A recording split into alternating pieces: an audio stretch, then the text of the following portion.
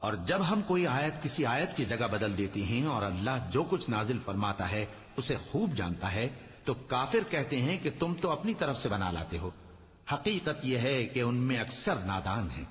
کہہ دو کہ اس کو روح القدس تمہارے پروردگار کی طرف سے سچائی کے ساتھ لے کر نازل ہوئے ہیں تاکہ یہ قرآن مومنوں کو ثابت قدم رکھے، اور حکم ماننے والوں کے لیے تو یہ ہدایت اور بشارت ہے۔ اور ہمیں معلوم ہے کہ یہ کہتے ہیں کہ اس پیغمبر کو ایک شخص سکھا جاتا ہے، مگر جس کی طرف تعلیم کی نسبت کرتے ہیں اس کی زبان تو عجمی ہے اور یہ صاف عربی زبان ہے۔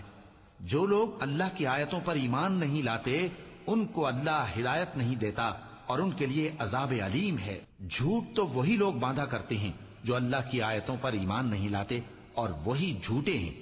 جو شخص ایمان لانے کے بعد اللہ کے ساتھ کفر کرے وہ نہیں جو کفر پر زبردستی مجبور کیا جائے اور اس کا دل ایمان کے ساتھ